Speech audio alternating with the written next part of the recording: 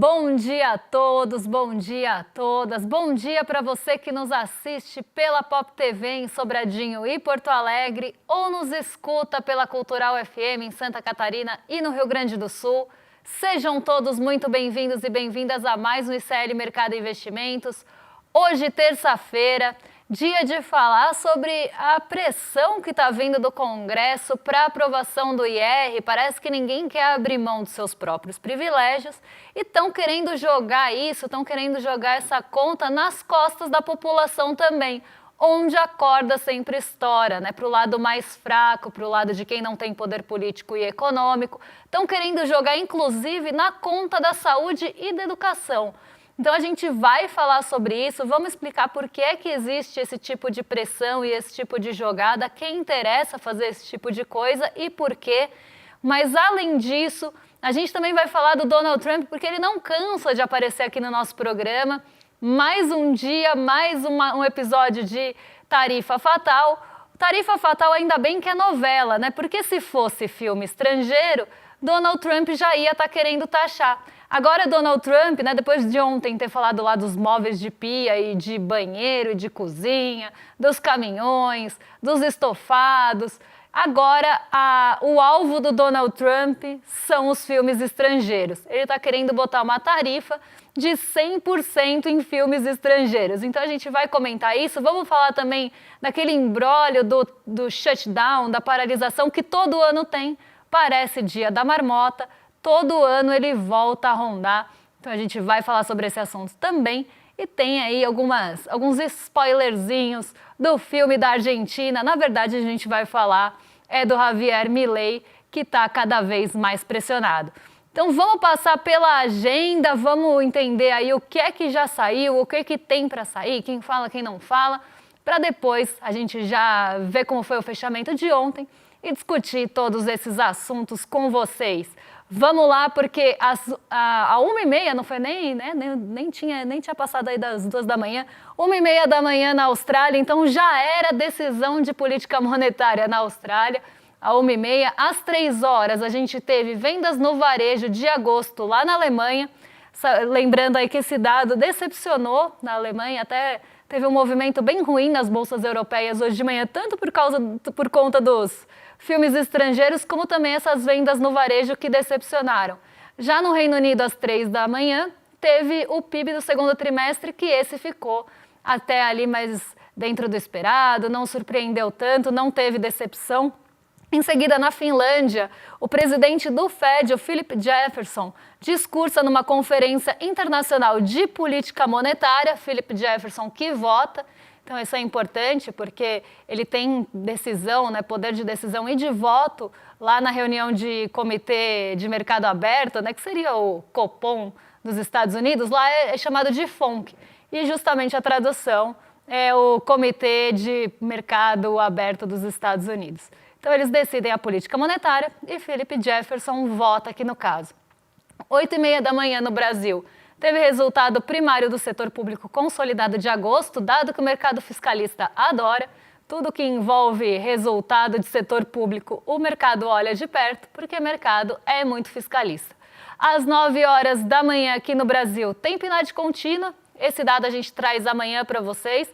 Então vamos, né, conhecer a taxa de desemprego, como é que está a subocupação, como é que está também ali não é desocupação, mas a informalidade, como estão as rendas médias no Brasil. Então, tudo isso sai na PNAD contínua, que é o dado mais completo. Ontem teve CAGED, que sempre antecede a PNAD, mas ali são vagas no setor privado, é um relatório um pouco mais restrito.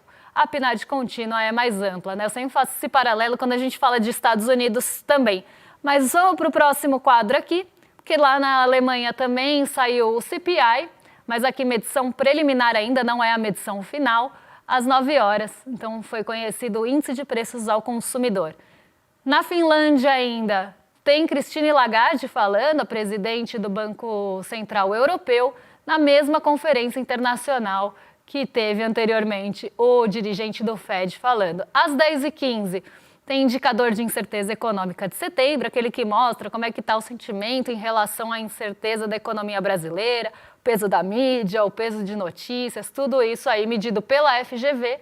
Às 10h45 sai o ISM de Chicago ali e o seu PMI, né? Não é o PMI da S&P Global, que a gente compara inclusive com outros países, essa é uma medição da ISM de Chicago. 11 horas, agorinha, sai o relatório de aberturas de vagas, o relatório JOLTS. Então esse, né, a gente faz o paralelo com o CAGED, o payroll seria a PNAD. Às 11 horas da manhã nos Estados Unidos tem confiança do consumidor também de setembro. Então essa parte da agenda aí das 10h45 em diante, bem tomada por indicadores de incerteza e de mercado de trabalho lá nos Estados Unidos, mas não para por aí. A gente tem mais um quadro de agenda para fechar o dia. 2h30 da tarde, quem fala é presidente do Fed de Chicago, o Alston Goolsbee. Ele participa de uma conferência sobre agricultura. Às 15 horas na Colômbia tem decisão de política monetária também, então vão ser conhecidos os juros por lá.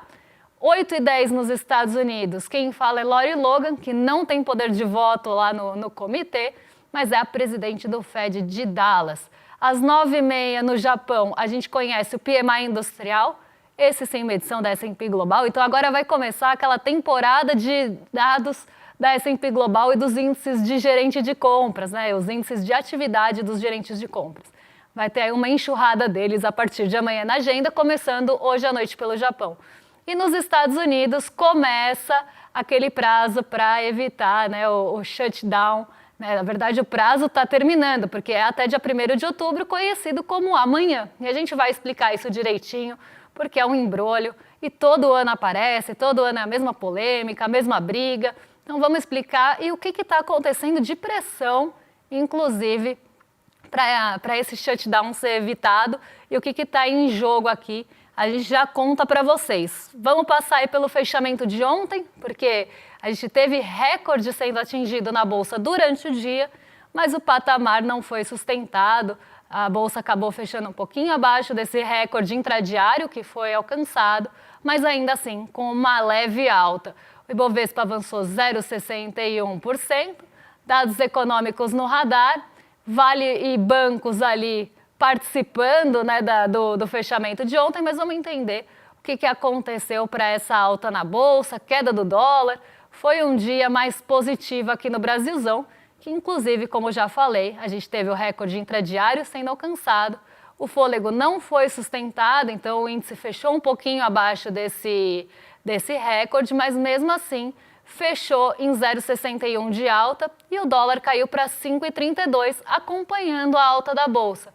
Foi um dia até de um dia mais generalizado, de um movimento positivo mais generalizado, até difundido entre os setores. Mas um ponto que eu queria falar para vocês, já tinha falado ontem da entrada de recurso estrangeiro que vem acontecendo nesse ano de 2025 na nossa Bolsa. Em setembro, isso se intensificou e a gente deve ter o melhor mês de setembro, né? Hoje é o último dia, né? Então está quase na hora de acordar o vocalista do Green Day. Então amanhã vocês já podem ligar para ele, bater lá, para acordar o vocalista, porque setembro está acabando. Então, dependendo de como for o movimento hoje, a nossa Bolsa pode caminhar para o melhor mês de setembro desde 2019. Então, a gente não tinha um mês de setembro tão positivo assim desde o ano de 2019. Então, um mês bastante positivo, muito levado pela queda de juros nos Estados Unidos. Essa expectativa de queda de juros nos Estados Unidos acabou atraindo bastante recurso estrangeiro para ganhar na nossa renda variável, apesar de todos os outros aspectos que estão rondando aqui o Brasilzão.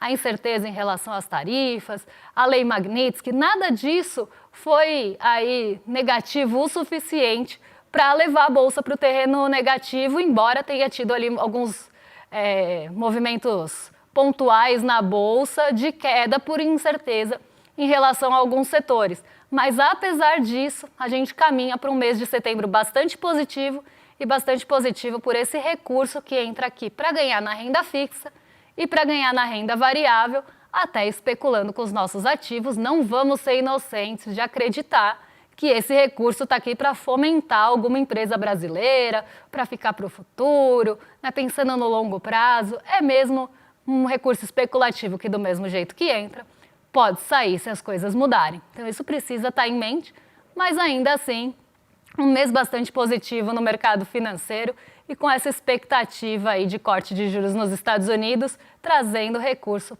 para especular por aqui e para ganhar no curto prazo. Agora vamos falar de um assunto, né? Já que a gente está falando de especulação, a gente está falando de interesses, né? Quem que tem interesse em quê? Vamos falar de um assunto que gera revolta, é um assunto que me deixa bastante revoltada particularmente, inclusive, que é a negociação que está acontecendo para aprovação da isenção de imposto de renda aqui no Brasil até R$5.000.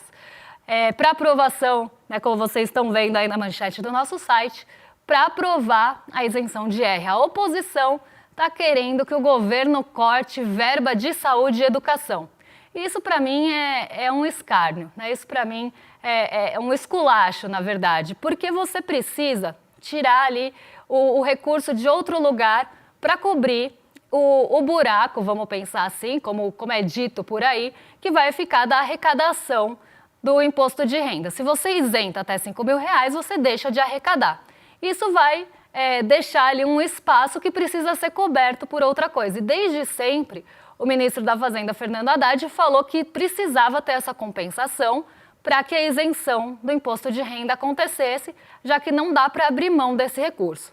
Qual que é a proposta que foi aí colocada na mesa, que foi apresentada para que essa isenção acontecesse? Que se tributasse rendas mais altas. Então, vamos até colocar aqui já o painel para o pessoal de casa acompanhar, enquanto eu vou explicando aqui. Então, até agora, né, quem ganha cerca de 2 salários mínimos tem a isenção de imposto de renda e a partir do ano que vem, né, esse foi o último texto que foi inclusive aprovado na Comissão de Assuntos lá do Senado, a partir de 2026 a isenção subiria para quem recebe até R$5.000 por mês ou R$60.000 por ano. E quem ganha ali entre R$5.000 e R$7.350 teria um desconto gradual no imposto. Lembrando que essa faixa de isenção também reduz o imposto que vai ser cobrado aqui. Não é que quem ganha R$5.001 já vai ter a alíquota aplicada a R$5.001, né? Se você ganha R$5.001, a alíquota seria aplicada só do que excede a isenção. Isso é bem importante falar, porque eu já vi bastante dúvida em relação a isso em redes sociais, até às vezes nos meus próprios vídeos que eu falo de imposto de renda. Então a gente precisa entender como funciona a isenção e a progressividade do imposto de renda.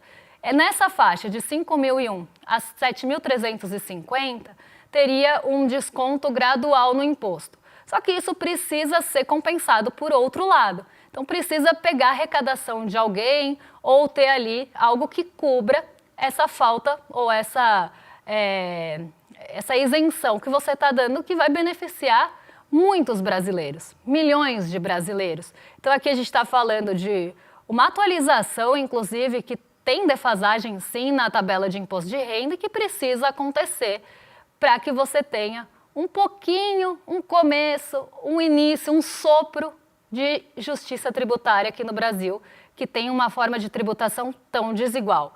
Mas, para que isso aconteça, teria que ter a tributação para altas rendas. E a gente não está falando de uma tributação super agressiva para altas rendas, não está falando ali até falando em taxação de super ricos, eu nem acho que isso seja a taxação de super ricos.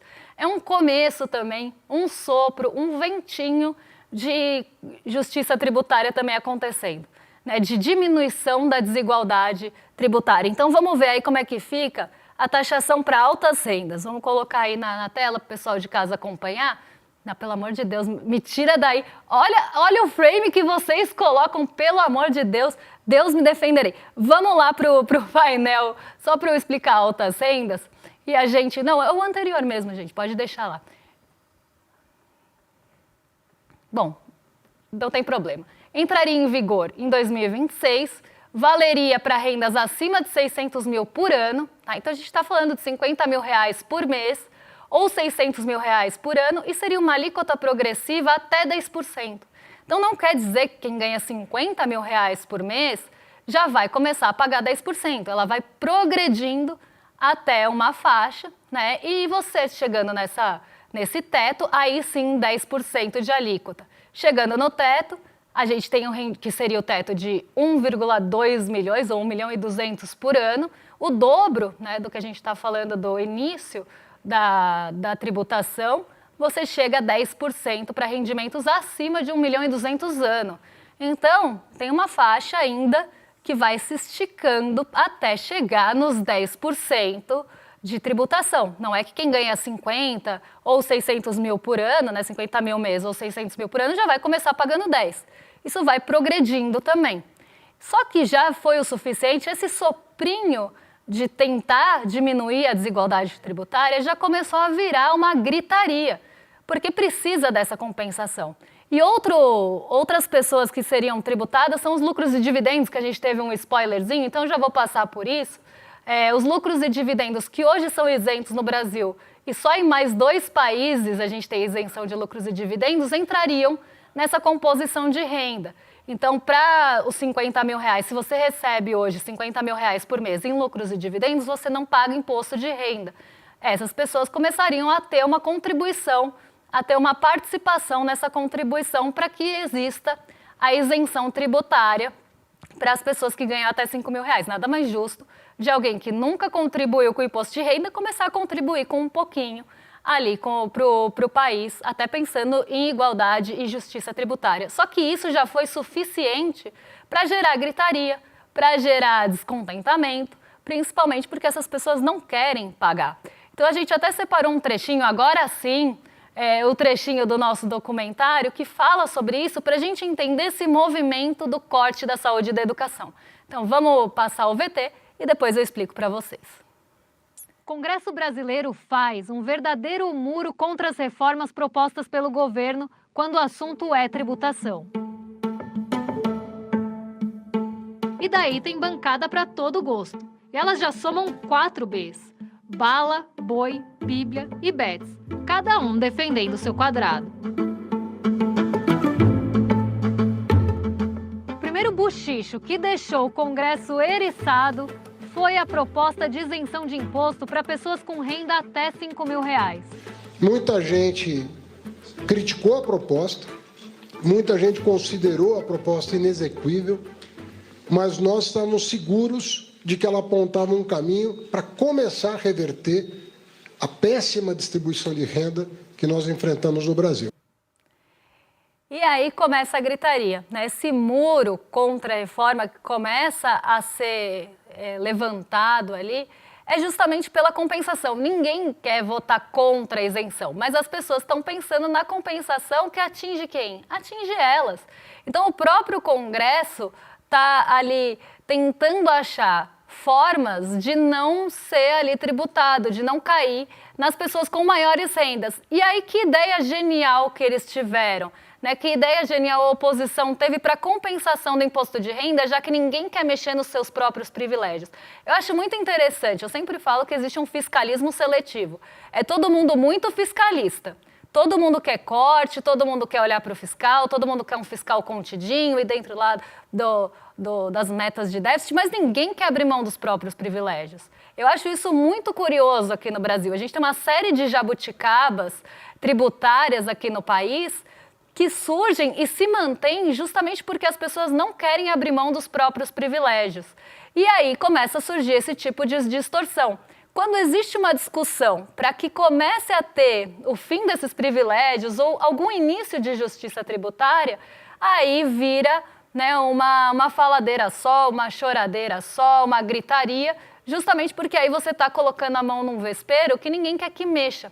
E aí o Congresso, a oposição, né, para não generalizar, muito genial aqui, resolveu falar o quê? E aqui eu estou sendo irônica, tá? Antes que as pessoas falem, a Débora está falando que é uma boa ideia. Não, é uma péssima ideia. Tá? O que eles propuseram para cobrir, né, para compensar a isenção de imposto de renda? Que se tivesse cortes na saúde e educação. 2 pastas que sempre são alvo de corte de gastos. São as 2 pastas, essas 2.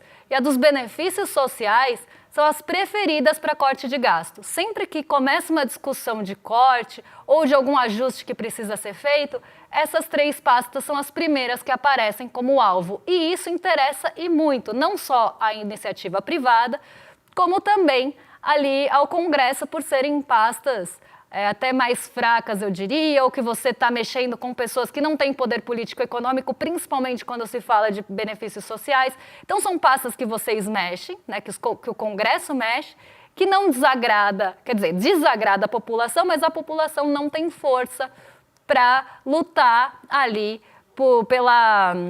pela manutenção daquele recurso naquela pasta, porque não tem poder político e econômico. E quem decide de onde vai cortar, ou de quem vai tributar, ou de onde vai compensar, é quem tem poder político e econômico e não usa isso em prol da população. Usa isso em prol de benefícios próprios.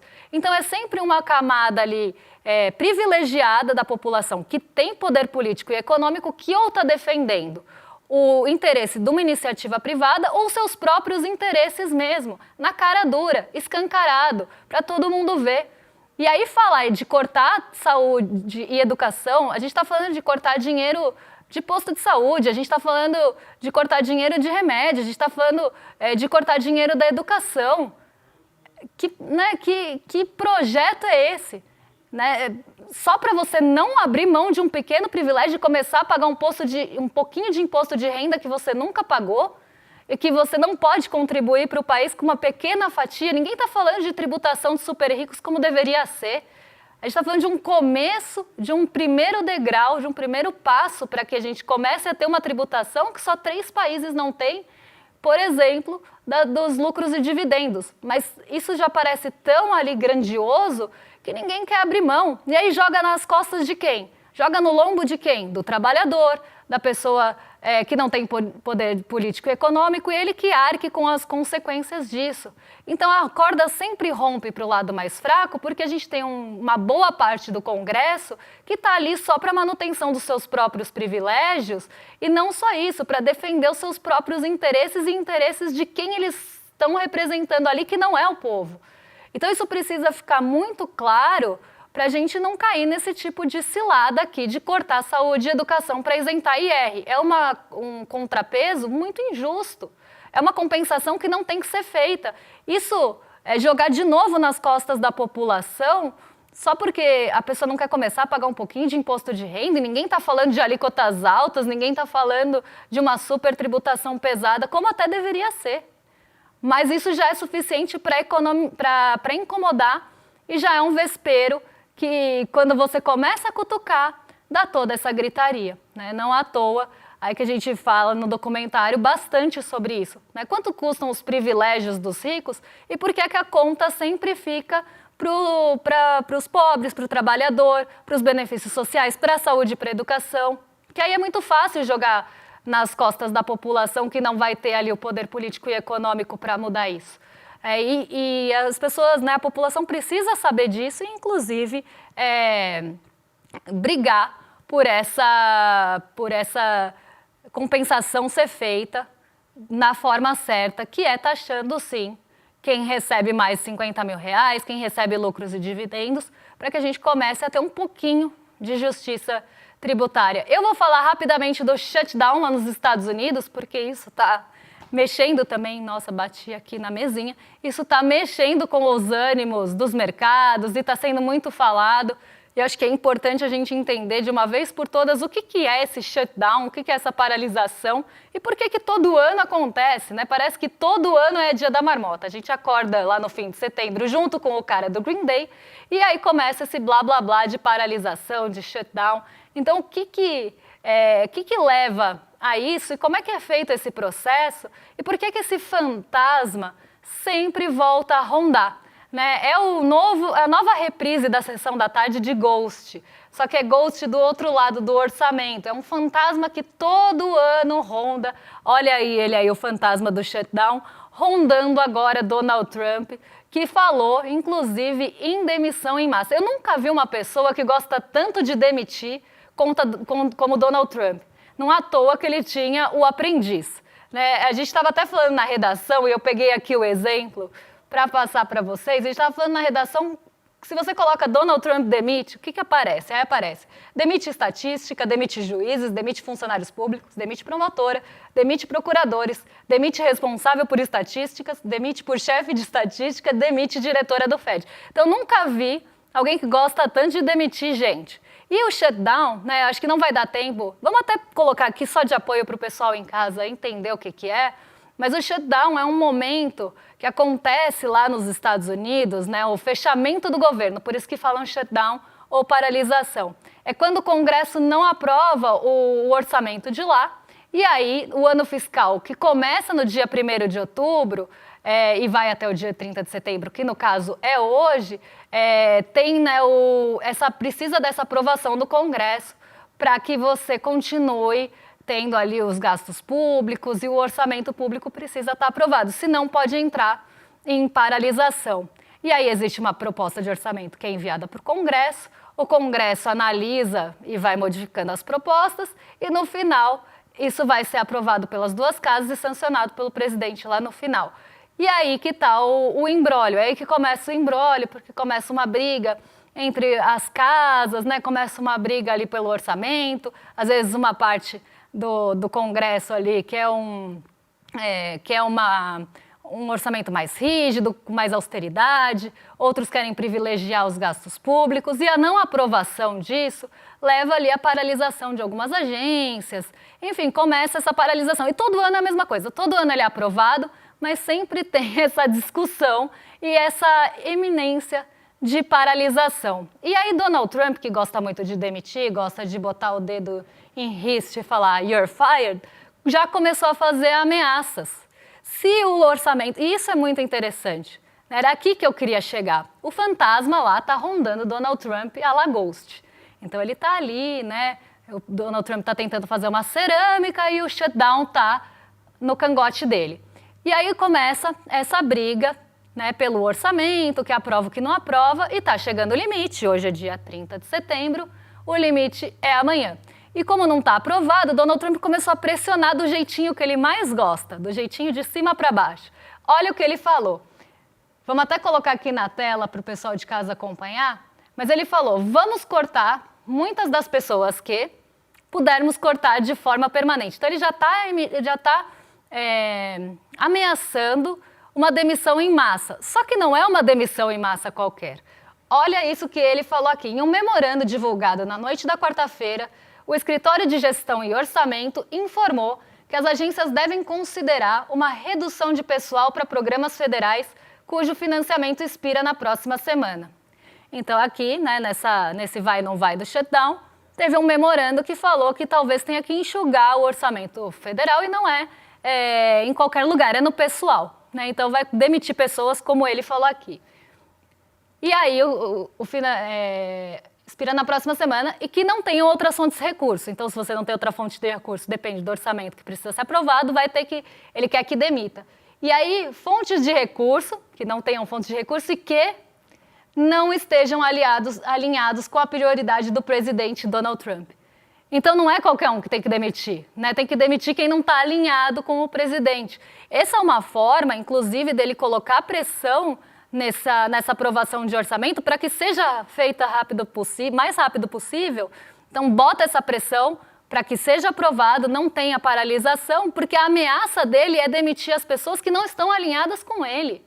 Então, corre, né? O que ele está falando é corre para aprovar, porque senão eu vou começar a demitir em massa e demitir quem não se alinha comigo. Então, mais uma vez, ele está usando o seu poder de presidente da República, de presidente dos Estados Unidos, para botar pressão, para fazer suas vontades serem atendidas e, inclusive, para ameaçar quem não é alinhado com ele. É um completo absurdo. Né? Era aqui que eu queria chegar, mas é importante a gente entender como funciona o shutdown, que todo ano acontece, e como dessa vez a ameaça está sendo feita, né? A aprovação está sendo feita em tom de ameaça de demissão das pessoas que trabalham nas agências. Então, um absurdo mesmo. Eu queria falar um pouquinho de Milei, mas como o meu tempo está acabando, eu só vou falar que a lua de mel do Milei foi mais curta do que a lua de mel entre a Silvia e o Rivo no Casamento às Cegas, na temporada dos 50 a mais. Não durou nada a lua de mel. E a gente vai contar para vocês por quê lá no dia 9 de outubro, com o nosso documentário que vai estrear até para desmontar todas essas fake news, todo esse enaltecimento do Javier Milei que veio acontecendo e que agora parece que já está azedando aí essa relação. Então, para entender, né, como foi essa construção, por que o Milei está sendo tanto usado de exemplo, a gente vai exibir para vocês na quinta-feira às 8 horas, de graça, o Vai Pra Argentina Carajo. Mas, para vocês assistirem, já sabem que precisa se inscrever aí no iclmercado.com.br para garantir o ingresso, já que a gente está fazendo uma sessãozinha de cinema e pipoca e alfajor e doce de leite, nada melhor aí do que você fazer isso de graça, né? Mas para isso, iclmercado.com.br para garantir o ingresso. Aí você se junta conosco e a gente assiste esse documentário que eu já tive vários spoilers, afinal estou ajudando numa coisinha aqui e ali, e sei que tá muito legal, tá uma construção ali e desmonte de tudo isso, muito interessante, vocês vão adorar, eu tenho certeza. Então, iclmercado.com.br e agora jogo para os meus vizinhos de cima, porque a Roberta Garcia e o Guga Noblat já estão prontos para receber vocês e eu volto amanhã para falar o que mexe com o nosso bolso, com a nossa bolsa e com as nossas vidas. Um beijão e até lá, pessoal. Se eu fosse brasileiro e tivesse mais de 60 anos, eu ficaria muito preocupado com o que está acontecendo na Argentina. Porque Javier Milei tem sido usado como exemplo por várias pessoas que querem se candidatar à presidência da República no Brasil. E o que ele está fazendo na Argentina com os aposentados, talvez seja a maior maldade já feita com os aposentados em qualquer lugar do planeta. Esse é um dos assuntos que a gente comenta no nosso novo documentário Vai Pra Argentina Carajo, que a gente vai exibir aqui no ICL gratuitamente no dia 9 de outubro, uma quinta-feira, às 8 horas da noite. Se você tem o interesse de entender o que está acontecendo lá, não perca esse documentário. E no dia 9 a gente se encontra. O ICL está em todo lugar, na palma da sua mão, na TV da sua casa e até nos seus ouvidos. Para ir além da manchete e mergulhar com apuração e contexto de verdade, acesse iclnoticias.com.br. Siga o ICL, compartilha e vem com a gente. Informação para quem pensa.